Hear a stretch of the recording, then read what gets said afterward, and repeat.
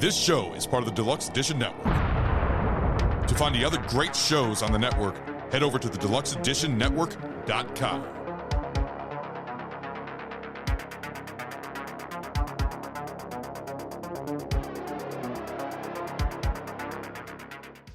We started on our journey together with a paranormal investigation at Eloise Asylum. We left the asylum eager to learn the truth. We bought our own equipment and decided to document our findings. And we're here to share them with you.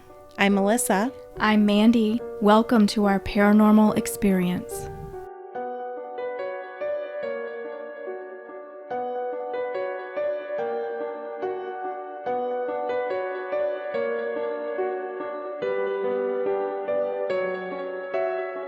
Hey everyone, before we get started, I wanted to tell you about the Den's podcast of the month, Return of the Living Flett. Join Kyle Curtis Flett as he does reviews, rankings, watch-alongs, interviews, live streams, and so much more. It's a great podcast. There'll be a link in our show notes if you want to go check them out. Me and Mandy had a really big day. We went to a Bigfoot convention and then a paranormal investigation at the Orson Starr House all in one day.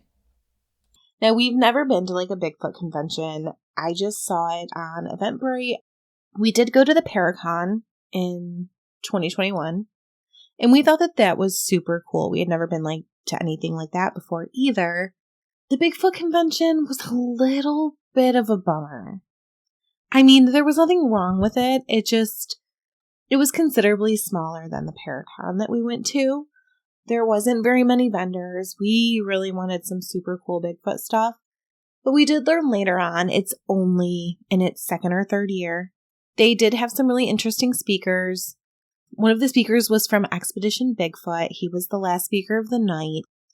His name is Russell Accord, and he was a really good speaker. We spoke to him a little bit separately on the side. He just seemed like a really nice person. He was a really good speaker, and we just really enjoyed him being there. There were a few people that had podcasts that were there. Everyone was really, really nice. I think Melissa and I had talked about this. The reason we kind of felt like we didn't fit in at first because it was so small that there was nowhere to blend in, I guess would be the right word. Right. We're both kind of introverts. You know, no matter where we went, there was somebody talking to us or, can I help you with something or just stuff like that where sometimes we just like to blend in, and everyone was really nice. It was a nice place to have convention. What was your favorite part of the day? Well, I mean, of course, it was the Bigfoot calling contest. Yes, that was my favorite part of the day, too. I'm not going to promise this, but you guys might hear Bigfoot calls right after this because I do have audio of it. I don't know if I'll be able to put it in.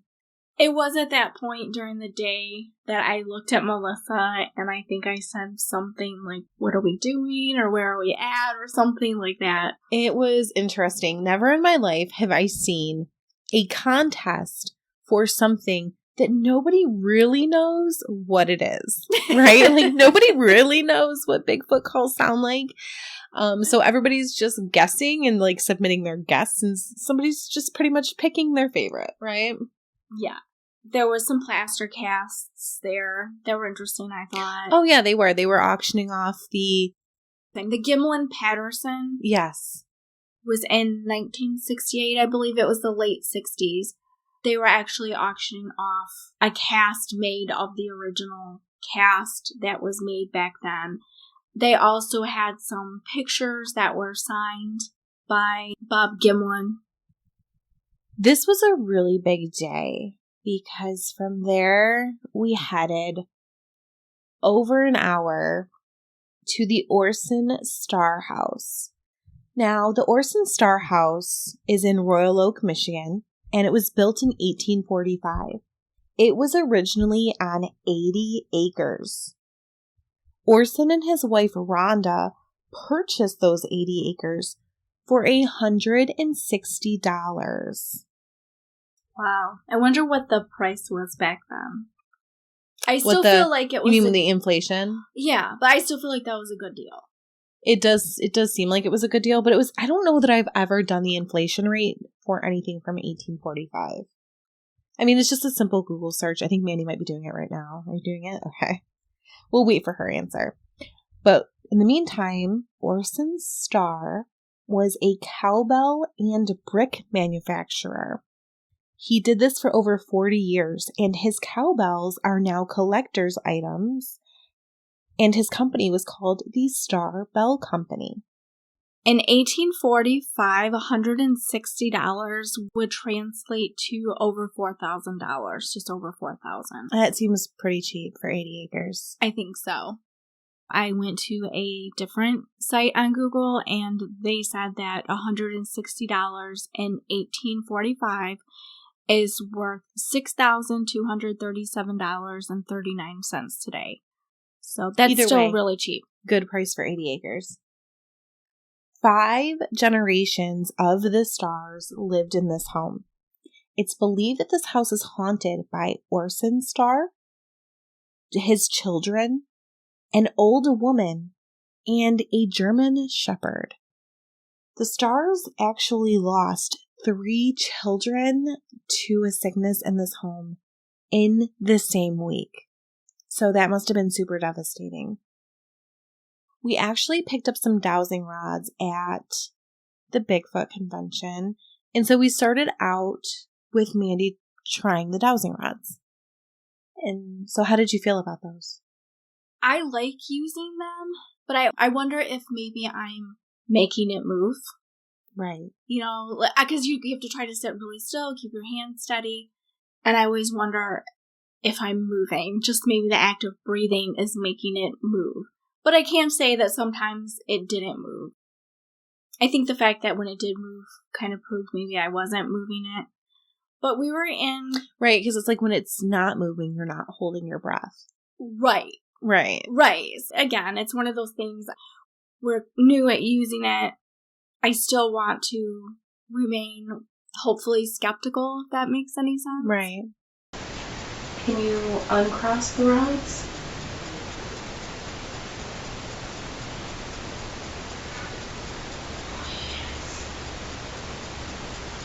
Thank you.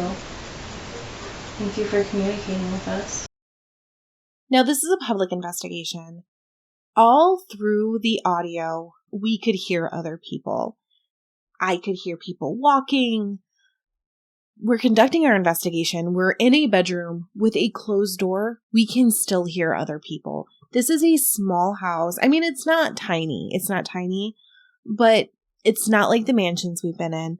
The walls are thin. It's from the 1800s. It definitely isn't a private area just because we're in a bedroom with the door shut. The floors creak. This is definitely an old house. But when I ran across this audio, it was amazing to me. I don't know what that is. I can hear what it is. I hear that it says yes. It sounds like it's answering us. But I don't know if it's a coincidence and somebody said yes in another room really loudly. It doesn't sound like that to me. To me, it sounds more of a... Like a whisper. Whispery, yes. I don't think if anybody else was actually whispering, we would have caught it on the audio, right? We would have only caught them speaking normally. And I did not have any other incidences throughout this audio where I had a loud word or even a loud phrase that I couldn't identify. You know, if somebody's near us and they're speaking to us, I mean, I can hear that. I record from start to finish on these things. So I can hear what we're doing at all times. I know what we're doing. It definitely stuck out. Now, I do almost think that I can hear the other investigators in the other room using the necrophonic app. Because this is a public investigation. There are other investigators in different parts of the house. But I can't quite be sure. But even if they are using the necrophonic app, I don't hear anything else coming from that app loud and clear. So it's definitely notable to me. I don't know what it is. It's unexplained. I think it's a good catch. And another thing that I want to know is that in the audio, it seems as though we not only hear the word yes, but the action actually occurred. You know, we had asked if they could uncross the rods. It does seem that they did uncross the rods. So that kind of corresponds. If that, I feel like that makes a little bit of a difference. I don't know.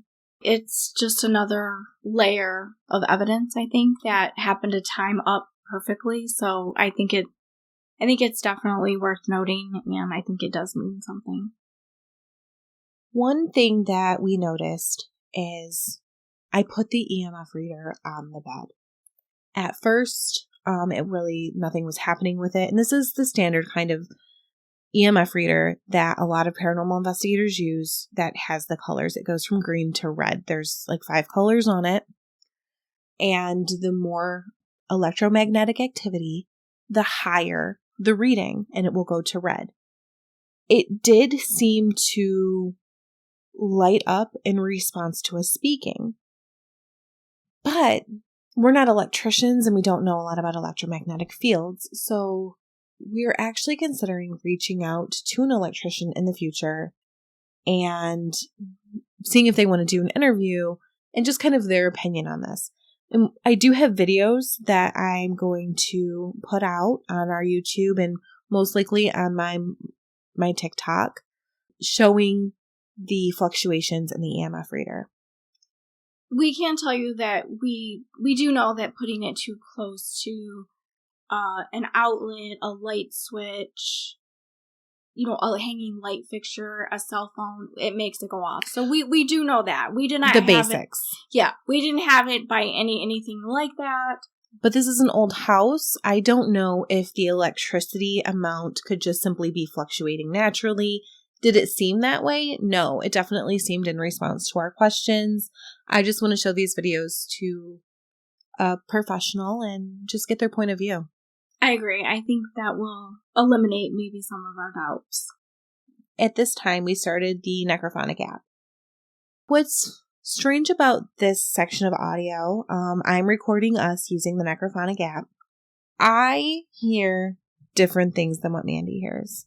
So we want to play the sections for you, and I want to know if you hear the same thing as me or Mandy.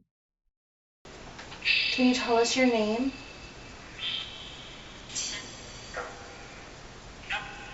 After can you tell us your name, I hear nope. I know, like, when I've been with you, we've never gotten it to work so bad. Have you gotten it to work? I've never seen it do that before. Communicate? Is that kind of what it's about? In this section, I hear communicate really fast. Mandy did not hear communicate. I didn't. I listened to it several times and I just couldn't hear it. I couldn't pick it out. But the strange part of that is that we both heard it in person. Can you make my box light up again?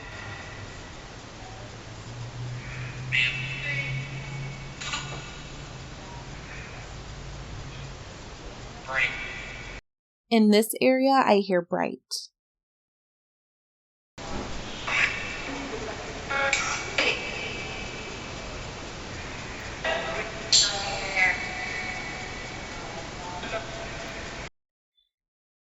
In this area, I hear, show me you're here. And Mandy did not hear that at all. I played this section of audio for her over and over and over again, and she did not hear that until after I told her. Now, she did hear the word here. Yes, but I couldn't understand what it was saying in front of it. And that's really interesting to me. It makes me wonder if I have pareidolia from listening to the Necrophonic app so much, because as soon as I heard it, I was immediately like, oh my God, that said, show me you're here. And I was like, oh my God, we caught like this big phrase. It was so clear to me. And I was shocked that it wasn't clear to Mandy as well. I was totally shocked. Well, and here's my theory. Melissa is the one that listens to all of the audio. She is the one that puts the podcast together and, does the recording of everything. She hears background noises like almost like an animal or something, right? Like her hearing is like a dog or something. Like she hears things like, oh my gosh, that sounded bad. Did you hear that in the background? And I'll say, no, I didn't hear it. So I think her ears are a little bit more in tune to picking up those finer details than I am. So that's my theory. Can you touch more equipment? In this section, I hear yeah. I hear talk. Do you mind if we go try another room? Can you come with us?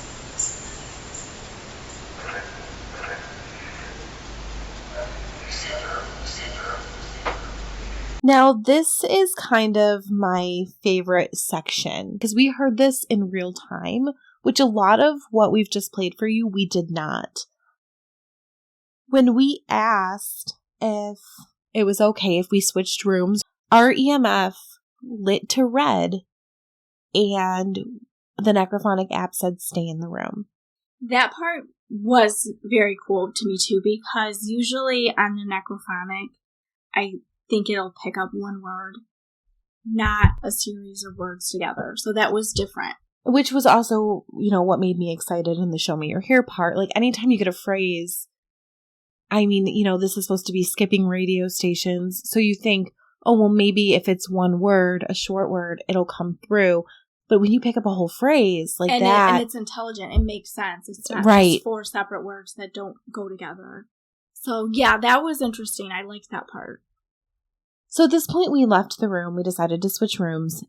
A woman with the paranormal investigation team that was heading this paranormal investigation did tell us that she had other investigators come through and they had good EMF readings on the bed as well. Now, I feel like you can look at that one of two ways. Either there's a spirit in that bed and we're picking it up. It's bound to that room. It's possibly laying there, right? Maybe it's intelligently touching our EMF reader. Or there's something electrical near the bed. Maybe it's one of those beds that you put the quarter on and it vibrates. It's not, but that was funny. It's not. No, it's not. It was a very cool, antique-looking, very large bed. Yeah, definitely. This is not a big house. There's kind of a lot of people at this investigation. It is a public investigation. We're like, where are we going to go? There's people upstairs. There's people in the basement. So we did head over to like a side room. And this is actually the room where they used to hold like weddings and funerals. It was a parlor room. It's a very, very beautiful room. When we walked into the room, one thing that we noticed was we saw lights. We weren't sure what they were because we did not put them there. They had made their own REM pod out of a jump rope. It's like a jump rope with lights on it. Yes, that lights and up. it was just laying kind of on the side in the back of the couch. I research more like, I think, paranormal equipment normally than Mandy does. And I've seen these before. You can buy devices that will make, they're advertised as to have the ability to make anything a REM pod. You can hook it to a stuffed animal or something like that, and it will make it a REM pod. I've never used one. So that was kind of interesting that there was just one sitting there and this jump rope was just lounging across the back of this very antique looking couch and it was going off. I started to test it. Because we were walking into the room, right? This isn't the most stable house I've ever been in. So I'm trying to walk around. I'm trying to make it go off because I feel like my steps may have made it go off. But then we sat down and we're sitting there for a few minutes and then it's going off again. So that was kind of interesting. If the floor was more stable, I would say 100% it was activity. I mean, we did test it and it did seem to not be super sensitive when we walked by it. I would lean more towards we got some activity than it going off by us walking by it, but I'm not 100% sure. Plus, it wasn't our own equipment.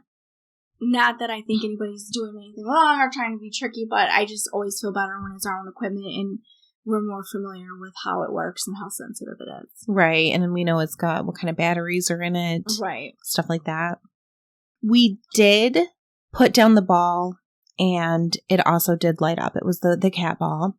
That might back up Mandy a little bit more with her considering the jump rope activity because our cat ball also lit up as well.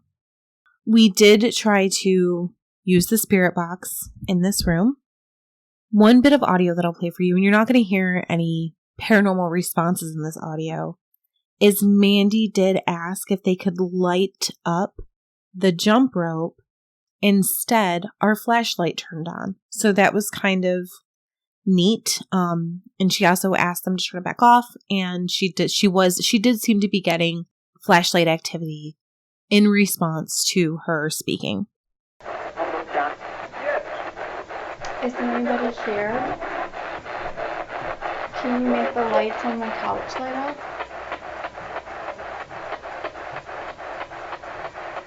Oh, but you turned the flashlight on. Thank you. Can you turn it back off?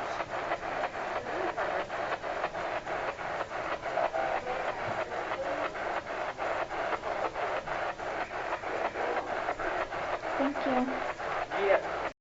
And this is where we get my favorite audio because we've never really caught anything notable on the spirit box. I splurged a little and, bought the SB11, which has really good reviews. It's supposed to be decent. I mean, it's probably a little bit older now. I'm sure they've come out with newer ones, but at the time it was like the best one that you could get. And on the spirit box, it sounds like we get a name, Kathleen. Now, I think that this is very notable because it's said, and you can visit some of these articles, they'll be in our show notes, but it's said that a name is often caught at the home, and that name is Catherine. We do feel very strongly that this does say Kathleen. But it's still so close. It's still really close. It's so close.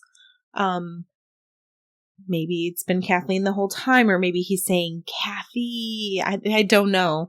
Maybe it's not something that should be correlated. But Kathleen and Catherine are just so close. I just think that that's it's very interesting. I think so too. I don't know if coincidence is the right word, but they're basically just slightly different versions of the same name. Yeah.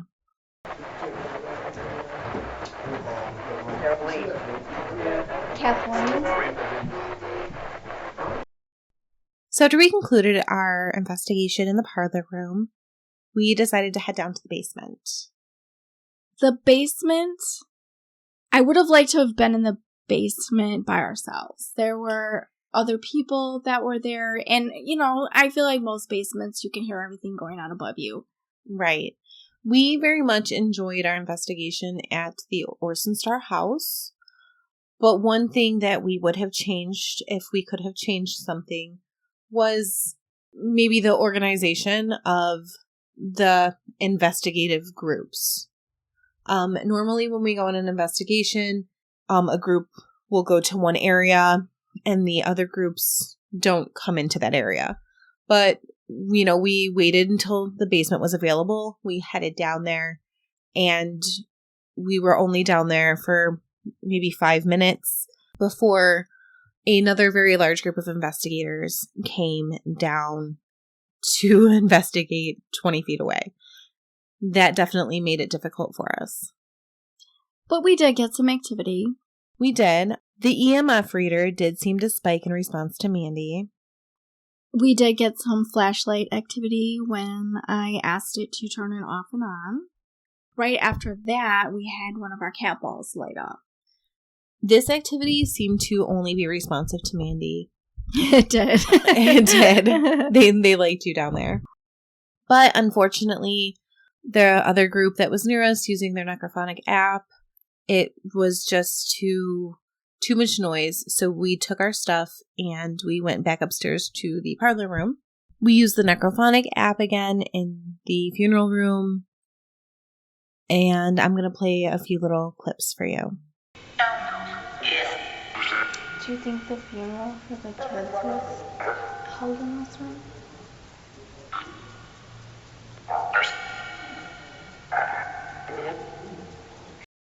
Mandy also got flashlight activity in the room. This was unfortunate because although we did get good activity, we were really enjoying ourselves in that room. We did have investigators come into our space again, but we had already investigated in that room, so we did decide to pack our stuff back up, and the upstairs was available. It was an attic, and we headed up. And it was an attic, but it did have separate rooms up there. It looked to have, like, one room was the child's room, or baby room, and then there was an adult bedroom, and then the other room looked like it probably was a bedroom at one time, but now it was kind of a museum. They had, like, some artifacts and stuff in there. So we started out near the child's room, and we put the cat ball on a little bench outside of the room, and that did light up. I moved the bear next to the ball, thinking that we could get the bear to, go off and we could get something to touch the bear, but all night, I don't think we got any bear activity. We did not. We didn't get any bear activity. But this cat ball that was on this bench, I have this on video, and it did turn on repeatedly. So that was kind of interesting. It was really exciting. Now, when you watch the video, there's a lot of, like, extra light in the background of the room. You can see, like, a lot of red, and that's because they actually had red blinking lights up there to prevent people from falling down the stairs. Thank God, because I probably would have, because there was, like, no top of the stairway. It was just kind of like, it just kind of came up, like, it just kind of stopped. You just kind of walked up into the attic. So, like, when you were going down, it wasn't like there was, like, a handrail really or anything. So they had a light there, which is a hole with a stairway. Yeah, you have to watch what you're doing, definitely. So overall, I think looking back, we've got some good activity. At the time, I thought maybe we didn't get as much as we had before, but I think we did pretty good considering everything. I definitely left feeling like we really didn't get anything.